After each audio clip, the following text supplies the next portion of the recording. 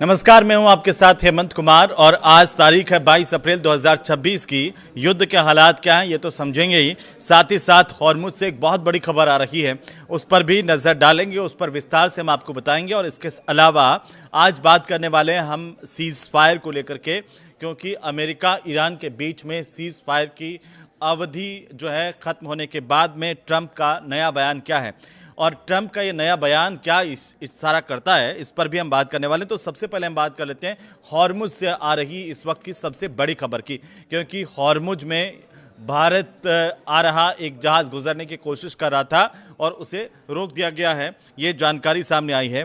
वहीं आपको बता दें कि ईरान ने इस जहाज़ को रोका है, इस्लामिक गार्ड ने इस जहाज़ को अपने कब्जे में ले लिया और आरोप यह है कि ये बिना अनुमति के हॉर्मुज से गुजर रहा था।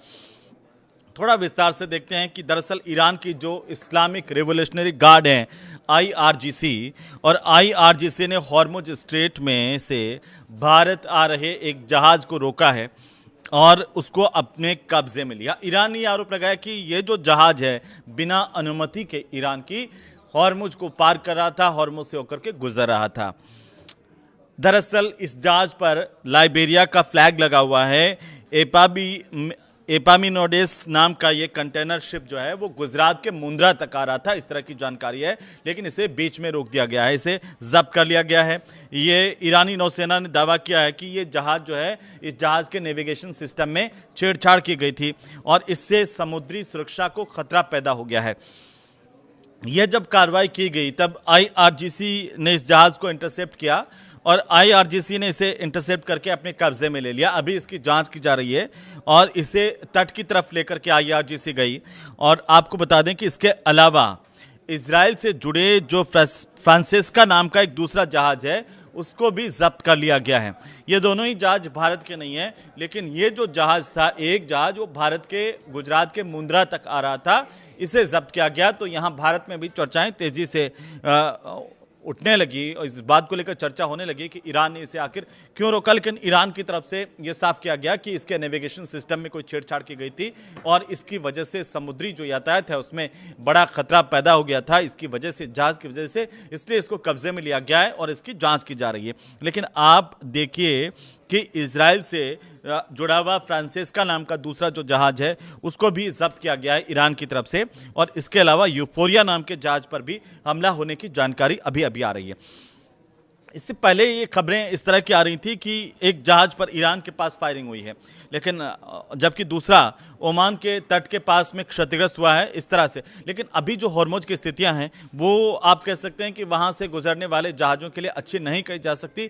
हमले भी हो रहे हैं और लगातार कार्रवाई भी हो रही है, तो इस तरह से अभी आप समझिए कि हॉर्मुज पूरी तरह से लॉक की स्थिति में है। लेकिन अभी आप देखिए कि अब बात कर लेते हैं आखिर सीज फायर पर, क्योंकि ट्रंप का एक बयान आया। ट्रंप ने कहा कि पाकिस्तान ने उनसे अपील की थी और पाकिस्तान की अपील पर ट्रंप ने कहा कि सीज फायर की अवधि को हम बढ़ा रहे हैं। हालांकि ये नहीं बताया कि कितने दिन सीज फायर को बढ़ाया गया है।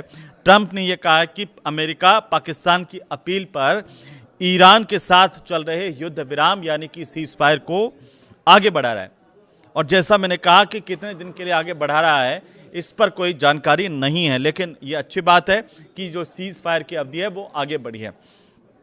ट्रंप ने यह भी कहा कि ईरान में इस वक्त नेतृत्व और सरकार में एकजुटता नहीं है, और ऐसे वक्त में पाकिस्तान के जो प्रधानमंत्री हैं शहबाज शरीफ और आर्मी चीफ पाकिस्तान के आसिम मुनीर, दोनों ने उनसे ईरान पर कुछ समय तक हमलों को रोकने की अपील की थी, ये ट्रंप कह रहे हैं, और ताकि ईरान को साझा प्रस्ताव तैयार करने का वक्त मिल पाए, मौका मिल पाए। ईरान ने पहले ही हालांकि जिस तरीके से सीज़फायर की शर्तों का उल्लंघन का आरोप लगाया, उससे जो तेहरान है वो काफ़ी सख्त संदेश पहले ही दे चुका है, लेकिन ट्रंप के बयान बार बार इस पूरे मामले को लेकर के बदल रहे हैं।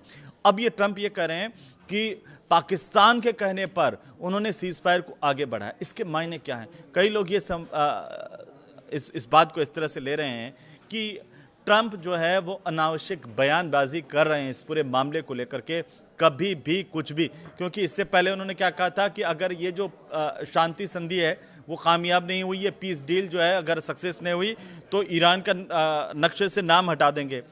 फिर वो उन्होंने अपने बयान में फिर बदलाव किया।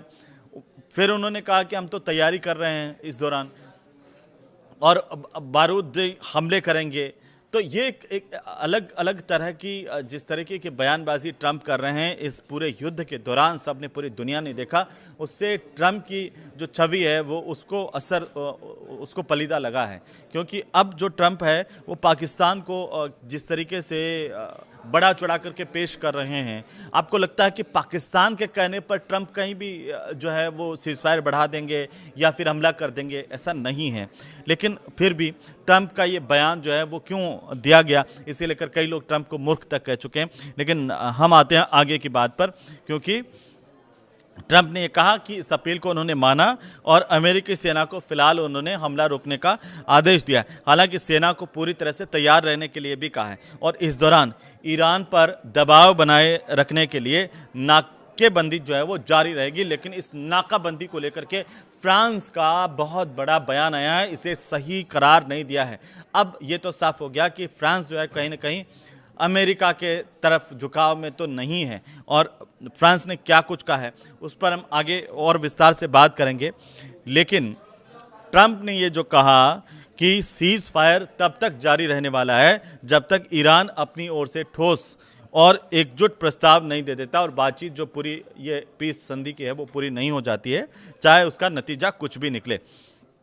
पिछले 24 घंटे के 5 बड़े अपडेट्स पर अगर दोस्तों नज़र डालें तो सबसे पहले ट्रंप की धमकी का जिक्र आता है। ट्रंप ने इस 24 घंटे में धमकी चेतावनी दी कि अगर पीस डील नहीं हुई तो अमेरिकी सेना जो है वो हमले के लिए पूरी तरह से तैयार है और आदेश मिलते ही कार्रवाई कर सकती है। उन्होंने कहा कि सीज फायर आगे नहीं बढ़ाएंगे, लेकिन हुआ क्या? हुआ यह उलट कि 24 घंटे में ट्रंप ने अगला बयान दे दिया और कहा कि हम सीज फायर पाकिस्तान के कहने पर आगे बढ़ा रहे हैं। दूसरी बड़ी बात यह हुई कि हॉर्मुज खुलवाने पर एक बैठक हुई है जिसमें यूके ने और फ्रांस के 30 देशों की जो बैठक है उसको बुलाने का फैसला किया गया और लंदन में ये बैठक होने वाली है। विस्तार से इस पर चर्चा होगी। वहीं एक और महत्वपूर्ण बात यह हुई है कि जेडी वेंस की पाकिस्तान की यात्रा फिलहाल के लिए टल गई है, इस तरह की खबरें आ रही है। अमेरिका के जो उपराष्ट्रपति हैं जेडी वेंस, उनकी पाकिस्तान की यात्रा टाल दी गई है। ईरान से बातचीत के लिए जो डेलीगेशन है वो पाकिस्तान भेजने से इनकार कर दिया और ईरान की तरफ से यह इनकार करने के बाद में फैसला किया गया कि जेडी वेंस पाकिस्तान नहीं जाएंगे। हूती विद्रोहियों को लेकर के भी एक बहुत बड़ी अपडेट है, वो यह है कि यमन के जो हूती विद्रोही हैं उन्होंने अब चेतावनी दी है कि जंग अभी खत्म नहीं हुई है और अमेरिका और ईरान के बीच बना सीज फायर कमज़ोर है और इसीलिए आगे बड़ा संघर्ष होना तय है। ये हूती विद्रोहियों की तरफ से बताया गया है। फ्रांस की टिप्पणी जिसका जिक्र हम कर रहे थे वो भी इन्हीं 24 घंटों में बहुत बड़ी अपडेट हुई है कि फ्रांस के जो राष्ट्रपति हैं इमैनुअल मैक्रों, उन्होंने हॉर्मुज स्ट्रेट की नाकाबंदी को अमेरिका की बहुत बड़ी गलती करार दिया है। फ्रांस ने कहा कि ये इस फैसले के बाद ईरानी अधिकारियों ने अपना शुरुआती जो रुख था वो बदल दिया। कहीं ना कहीं हॉर्मुज को लॉक करने की, उस पर नाकाबंदी करने की गलती अमेरिका ने की है। अब आप देखिए कि ये खबरें बीच में आ रही थी कि ईरान ने एक और जहाज पर हमला कर दिया। ईरान की IRGC ने 2 जहाज जब्त कर लिए। ये बात ठीक है कि जो जहाज अब और ज़्यादा सख्ती ईरान की तरफ से बढ़ा दी गई है हॉर्मुज पर, अगर कोई बिना अनुमति के जहाज गुजरने की कोशिश कर रहा है तो उस पर कार्रवाई भी हो रही है और ईरान उसे जब्त भी कर रहा है। लेकिन सबसे बड़ी बात यह है कि तनाव एक तरफ बढ़ता जा रहा है और ये तनाव जो है वो आखिर इस दुनिया को कहाँ लेकर के जाएगा, ये आप कमेंट में आज हमें बताएंगे। इस पर आप क्या सोचते हैं? बाकी कैसे वीडियो देखने के लिए हमारे साथ जुड़े रहिए। नमस्कार।